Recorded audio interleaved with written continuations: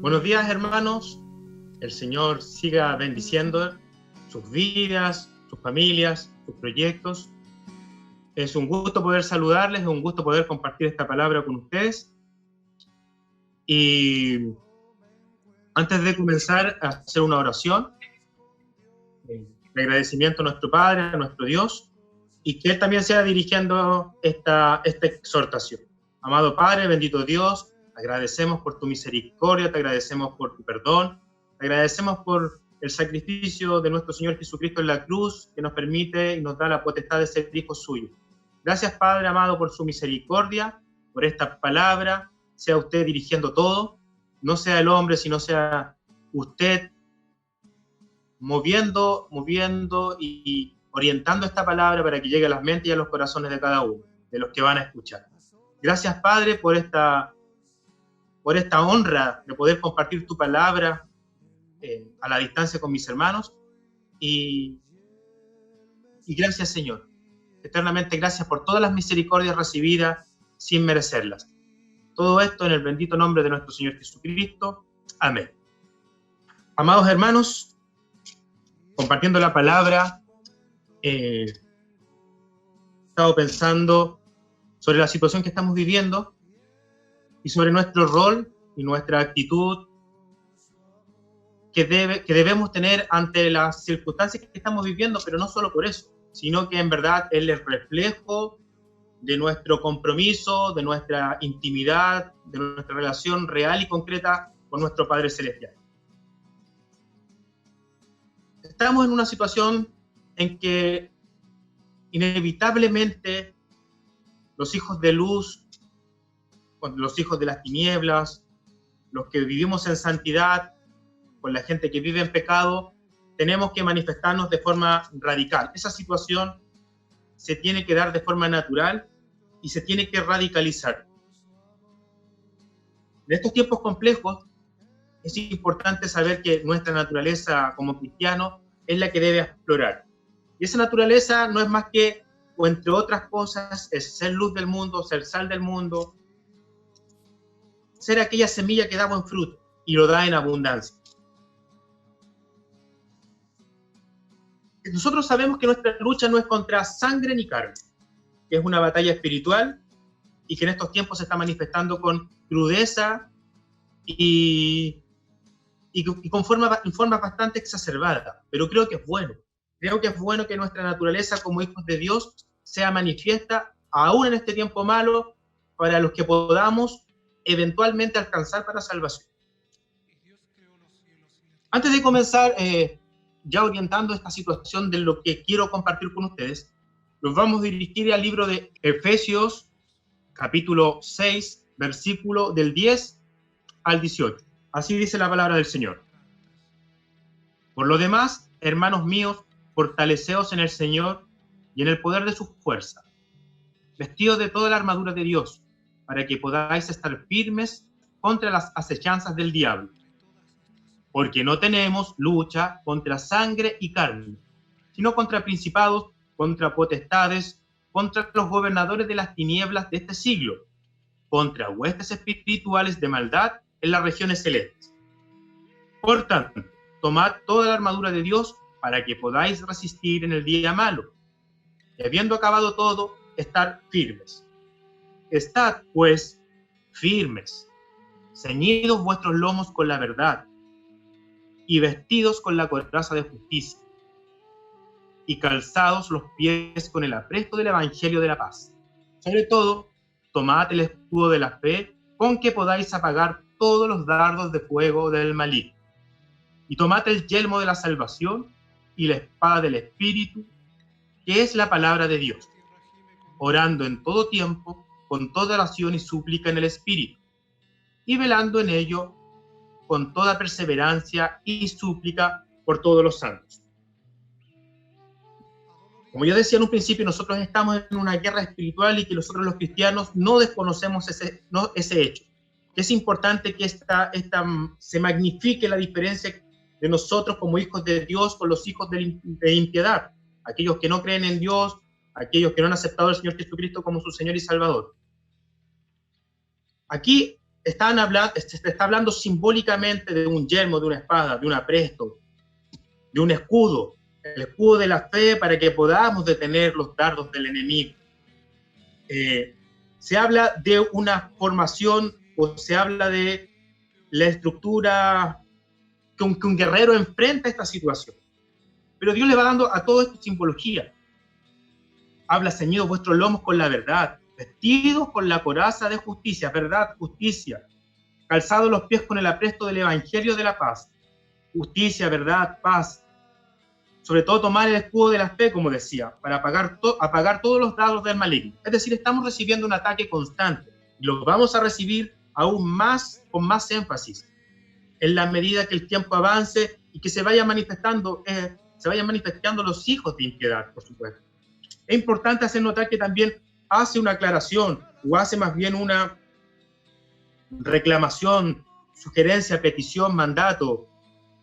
Dice: orando en todo tiempo, con toda oración y súplica en el Espíritu, y velando en ello con toda perseverancia y súplica por todos los santos. Porque nosotros no ignoramos que esta realidad es a nivel global, y que donde hay hijos de Dios en distintas partes del mundo, se está dando esta batalla espiritual. En este tiempo de confusión, en este tiempo de cierto temor, el Señor, meditando en el Señor, he pensado en ciertas condiciones de cristianos que hemos estado olvidando y que nosotros seguimos dando esta batalla y esta pelea. No tenemos que ignorar a qué nos enfrentamos, no tenemos que subestimar a qué nos enfrentamos, tenemos que tener clara conciencia de que para nosotros no será fácil en un sentido humano, pero sabemos también que el diablo es un enemigo ya vencido. Vamos ahora a Mateo para ir complementando esto. Mateo 10, versículo 16. Dice la palabra del Señor: he aquí, yo os envío como ovejas en medio de lobos. Sed, pues, prudentes como serpientes y sencillos como palomas. Aquí es interesante detenerme, porque ya sabiendo las situaciones que se están viviendo a nivel mundial, sin detenerme en eso que ya es de conocimiento general y público, me interesa en este mensaje señalar la importancia de nuestro rol como cristianos de forma activa, de estar ocupados en los negocios de Dios. Nuestra actitud para enfrentar esta situación, pero no solo por esta situación, sino porque nuestra naturaleza nos tiene que impulsar a actuar de esta manera, que por lo demás es un mandato de Dios, de predicar el evangelio a todas las criaturas, sabiendo, como leíamos aquí en el texto, que el Señor nos envía como ovejas en medio de lobos. Es interesante hacer notar que si nosotros, en nuestra forma humana, tuviéramos que enfrentar una manada de lobos, no estamos exentos de correr un serio riesgo. Eventualmente pudiéramos tomar un palo, una varilla, una piedra, algo que nos pudiéramos defender. Daríamos una lucha, pudiéramos también salir con vida, no sin rasguños, no sin importantes heridas, incluso a riesgo de nuestra vida, valga la redundancia. Si nuestra condición humana ya estamos expuestos con una manada de lobos a sufrir serios daños, serio peligro de nuestra vida, de nuestra salud, aquí es importante hacer notar que no somos enviados desde esa condición humana, ciertamente como personas, pero aquí la analogía es con las ovejas. El Señor dice que nos envía en medio de lobos como ovejas. El lobo es un animal por excelencia carnívoro. Apuntando a este mismo estudio, lo que yo averiguaba es que el lobo está en la pirámide alimenticia, come de todo, carne, carnívoro, todas las especies, desde roedores a animales más grandes. Cuando trabajan en manada, no hay dificultad para poder comer de presas más grandes. Carnívoro. Normalmente con 1,5 kilos el lobo tiene en el día. Para que su manada pueda sobrevivir, para que él pueda desarrollar el grupo, son 3 kilos de carne. Y en situaciones de mucha hambre, incluso el lobo puede comer hasta 10 kilos. Sus condiciones que aprovechan toda la carne, incluso dejando solo la piel de su víctima. Tiene una dentadura firme, que normalmente atrapa a su víctima y no la suelta. Y es muy difícil que una víctima que cae en su mandíbula potente, fuerte, 42 dientes, pueda escapar. Tiene una vista nocturna privilegiada, tiene un olfato excelente, es un devorador por excelencia. Y las ovejas, curiosamente, la oveja en esta situación puntual tiene todos los elementos de vulnerabilidad, de quedar expuestos total y plenamente a ser devorado. No es un animal que tenga garras, no es un animal que se mimetiza con el medio ambiente, no ruge fuerte, no tiene garras, no tiene tampoco una mandíbula con la que pudiera posiblemente entrar en una disputa con el lobo. Es decir, que nosotros a propósito, a priori, el Señor nos manda como ovejas en medio de lobos. Ojo, que no hay que esperar que el lobo aceche a las ovejas. En el reino animal así sucede. Recuerden que tiene un excelente olfato y en esa necesidad de carne anda merodeando los campos. Pero aquí el Señor nos envía a nosotros los lobos. Es como que a propósito nos mandaran a ser despedazados. Pudiera entenderse. Hay que recordar que son analogías. Hay que también recordar que el Señor no se confiaba de ninguno, dice en una parte de la palabra, aun cuando muchos lo seguían. El Señor hizo milagros, el Señor hizo sanidades. Y recuerden que aún así le desconocieron y esos mismos pidieron su crucifixión. Por tanto, nosotros no ignoramos. Nosotros no ignoramos aquella situación y tenemos que enfrentar esa realidad en un mundo, como yo decía en un principio, que se está radicalizando. Y donde tenemos sí el apresto, el escudo de la fe, el yelmo de la salvación, el apresto de la paz, justicia. Nosotros vamos con esas herramientas, nosotros vamos con la confianza de Dios. Cuando Dios mandó a sus apóstoles, no nos mandó con 2 túnicas, no con 2 calzados, ni con oro ni plata. Era la plena confianza en Dios. Y se entendía que muchos pueblos o lugares no lo iban a recibir. De ahí también la simbología fuerte de sacudir el polvo de sus pies. Pero volviendo al tema de las ovejas y de los lobos. Los lobos son totalmente despiadados en el reino animal con sus víctimas, pero no porque sea una condición que ellos busquen. En el reino animal así está dispuesto. Pero claramente, como decía, tiene una serie de condiciones favorables el lobo para poder devorar a sus presas. Un buen olfato, buena vista y todo lo que ya les expliqué. Nosotros somos así enviados. Ahora, puede darse la situación también que como ovejas, totalmente expuestas y vulnerables, pero con la confianza plena en nuestro Dios, podamos convertir a muchos lobos en ovejas. No debiéramos olvidar que todos estábamos destituidos de la gloria de Dios y que en un momento el Señor nos llamó a todos en una condición de pecado. Éramos también parte de la manada de los lobos. Hay burladores, gente que persigue a los cristianos, y en la medida que nosotros mantengamos mayor santidad, así va a ocurrir. Pero hay que hacer ese esfuerzo, hay que ser valiente y hay que estar dispuesto, aún así, a salvar lobos que todavía están merodeando, lobos que ahí están con el deseo precisamente de despedazar. El desconocimiento de Dios lleva a cosas que nosotros también, de las cuales también nosotros participábamos en otro tiempo, pero nuevas criaturas somos. Entonces, amados hermanos, tenemos que ir, no tenemos alternativa y qué bueno que no la tengamos porque está en nuestra naturaleza testificar a Dios. Recuerden que Pedro y Pablo fueron azotados y una vez saliendo de esa situación, saliendo de la cárcel, ellos daban gloria a Dios por ser considerados dignos de ser probados por causa de su nombre, por testimoniar a Jesucristo.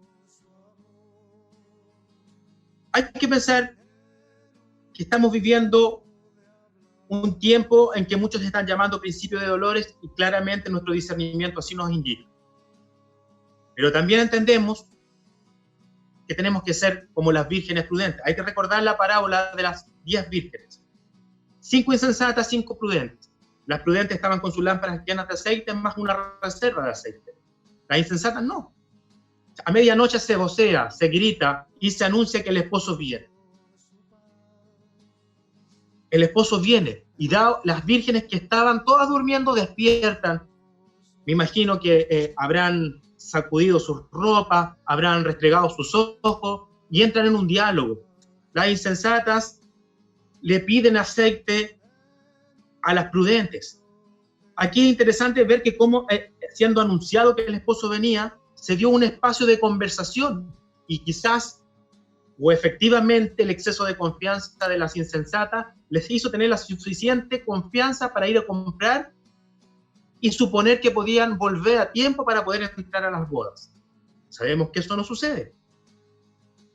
Si eso que no acontece, aún a pesar del anuncio, tuvieron las exceso de confianza, seguridad, anteriormente ya habían estado durmiendo todas, un grupo estaba preparado.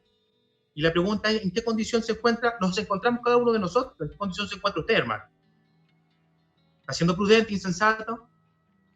Ya salió el anuncio, se está anunciando. Estos tiempos es un anuncio de que el esposo viene por su iglesia. Una iglesia sin mancha, en santidad, en oración, en lectura de la palabra, ocasionalmente, ayunando, estando en comunión con los hermanos, por supuesto en comunión con Dios. Cada uno es un miembro que tiene dones y talentos que deben ser puestos al servicio del cuerpo de Cristo. El concepto del cuerpo de Cristo siempre ha hablado en términos de pluralidad. Se necesita del otro. Se necesita de esta concepción de que todos participamos en un cuerpo. Donde dos o más estén reunidos en su nombre, Él estará en medio. Ovejas, también hablan en términos plurales, como también lobos. Una pluralidad de unas manadas salvajes dispuestas a comerlo. Pero no hay que tener miedo, a pesar del riesgo que sabemos que corremos. No podemos ignorar los tiempos también que vivimos y ser prudentes. Se voció, se anunció, el esposo viene. Se está anunciando, Cristo viene. Están convergiendo y es interesante ver que como muchos hijos de Dios están predicando en una misma consonancia. Me parece que es correcto.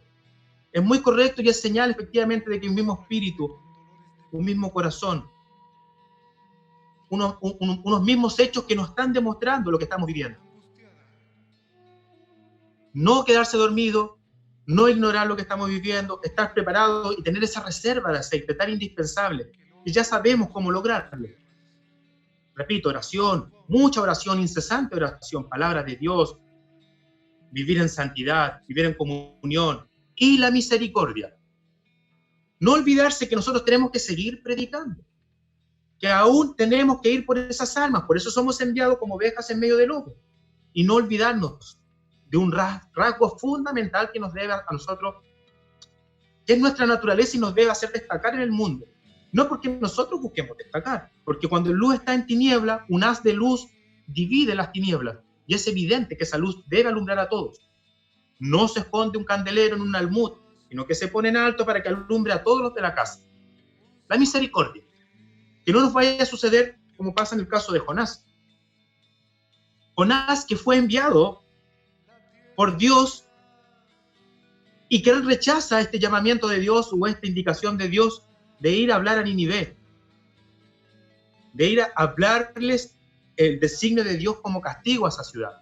Pero, ¿qué hace Jonás? Toma la dirección opuesta. Recuérdense que Nínive, o si no lo saben, es la capital del imperio asirio, un imperio que se caracterizaba por tremendas y fuertes torturas a sus enemigos. Ahí teníamos ahí tenemos otro ejemplo de lo que podrían ser lobos rapaces. Recuerden que el Señor también habla que el diablo anda como león rugiente buscando a quien devorar. Esas analogías, león rugiente, lobo, que están siempre dispuestos ahí. Bueno, Jonás fue enviado a Nínive a hablar de arrepentimiento. Él se fue a Tarsis, Nínive hacia el este, Tarsis hacia el oeste, posiblemente o con seguridad una ciudad sureña de España, lo que pudiera ser Tarsis. Pero bueno, él no obedece. Sabemos la historia que es tragado por un pez, porque el barco que estaba se empezó a mover con un oleaje fuerte. Los tripulantes echaron suerte y se dieron cuenta, la suerte recayó en Jonás. Él les dijo la situación que había pasado y entendieron que por causa de la desobediencia a su Dios o al Dios de Jonás estaba pasando todo eso. Ellos no quisieron echarlo a bordo del barco. Hicieron todo lo posible porque el barco llegara a puerto, pero era tan fuerte el oleaje que el mismo Jonás, para salvarle las vidas, pidió que lo lanzaran al mar. Increíble acá cómo Jonás tiene misericordia de estos hombres. Se especulan algunas razones por qué no quiso ir a Nínive. Dicen que por ser el imperio asirio, porque era un pueblo pagano, por su crueldad, por el peligro que significaba, o porque, entre otras cosas también, porque Jonás sabía que Dios era un Dios misericordioso y que de hecho después le encara esa misma situación. Bueno, la cosa es que llegamos al momento en que Jonás va y predica a Nínive. Sucede el arrepentimiento desde el mayor al menor, dice la palabra de Dios. El rey se vistió en cilicio, que era una tela rústica, oscura, que se ocupaba para hacer bolsas y alforjas, pero se arrepiente.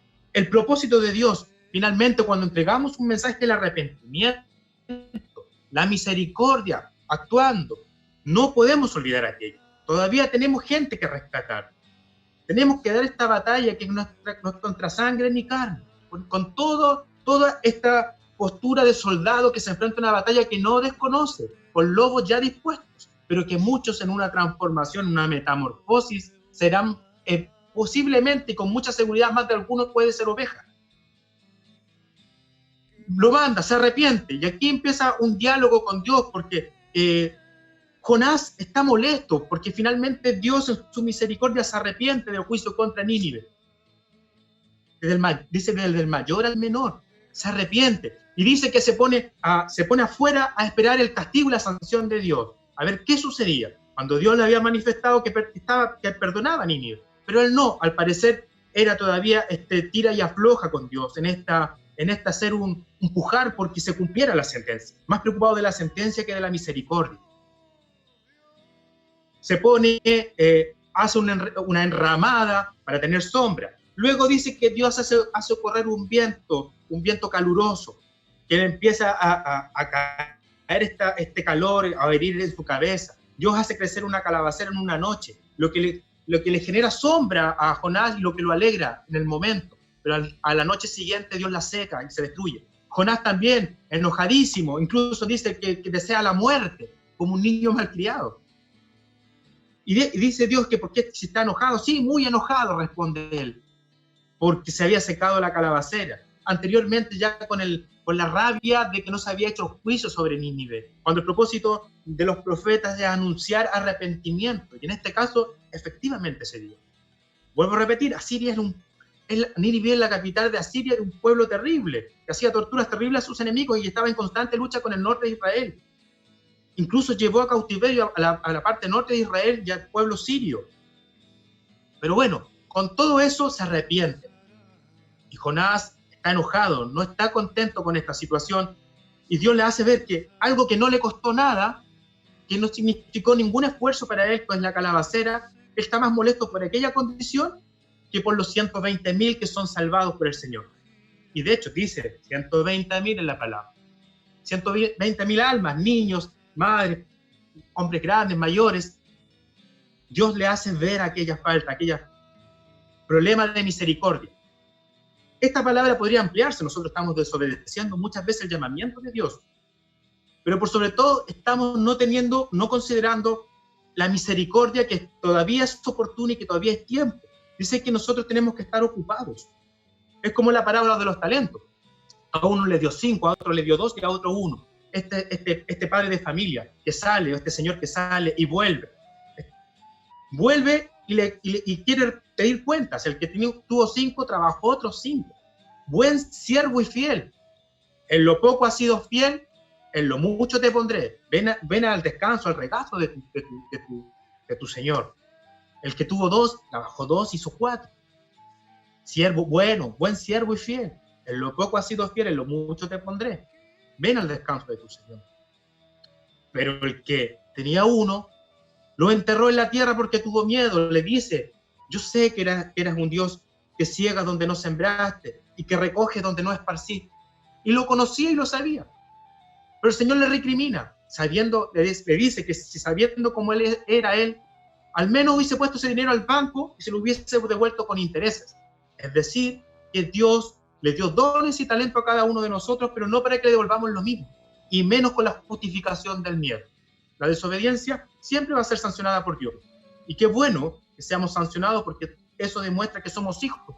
El Padre corrige a sus hijos, no a los bastardos. No olvidemos, hermanos, que hoy día es el tiempo aún de salvación, que sabemos que nos enfrentamos a lobos salvajes. a lobos que tienen todas las condiciones para devorarnos. El lobo solamente deja la piel, pero nuestra confianza plena está en las promesas de nuestro Señor. Somos extranjeros y peregrinos, estamos de paso. Un extranjero está bajo la autoridad del lugar que lo acoge, pero sabe que no pertenece ahí. El peregrino está de paso. Y nosotros sabemos, como dicen Hechos, cuando el Señor ascendió, lo cubrió una nube y los apóstoles quedaron mirando. Se le acercaron unos ángeles y le preguntaron, ¿qué estáis mirando? Anunciándole que este mismo Señor que había partido volvería, Él partió a prepararnos moradas. Y esa es su promesa, y son promesas reales y concretas. No temáis a los que pueden matar el cuerpo, más nada pueden hacer, dice el Señor. Podría sonar una ironía, pero nosotros tenemos una esperanza de vida eterna. Por eso, nuestro morir es ganancia. Y por eso debemos hacer todo, por aún ganar almas. Porque la misericordia tiene que estar en nosotros, porque por excelencia nosotros debemos vivir en el amor. Si por gracia recibimos, por gracia también tenemos que dar. ¿Y qué mayor misericordia que alcanzar las almas perdidas? Que el Señor les bendiga, que el Señor les guarde, que el Señor les prospere en todas las cosas, y no nos quedemos esperando como Jonás el juicio de Dios, sabiendo que esta palabra se va a cumplir. Sabemos que cuando estamos diciendo que son tiempos proféticos y que la palabra de Dios se va a cumplir, eso no es malo y eso es efectivo. Pero que nosotros estemos esperando solo la sentencia, sin actuar en misericordia, adelantándonos o más bien acomodándonos como espectadores a ver qué va a suceder. No, hermano. Tenemos que estar activos, como ese siervo que el Señor no sabe en qué momento va a llegar y el Señor lo ve ocupado en sus negocios. Y que nosotros debemos devolverle al Señor con ganancias. Por tanto, no caigamos en la lógica de estar pecando por no estar trabajando y obrando, y solo esperar la sentencia de Dios con el mundo. Porque la misericordia aún debe actuar, sobre todo con los más cercanos, nuestros familiares, por extensión a nuestros amigos, y se entiende que a las personas más desconocidas, o con aquellos que se nos pudieran eventualmente cruzar en el camino. El Señor les bendiga nuevamente, el Señor les prospere, y su gracia esté reinando en sus mentes y corazones. Nuestra esperanza es cierta, y solamente podemos confirmar que Cristo viene. Mientras tanto, sigamos trabajando.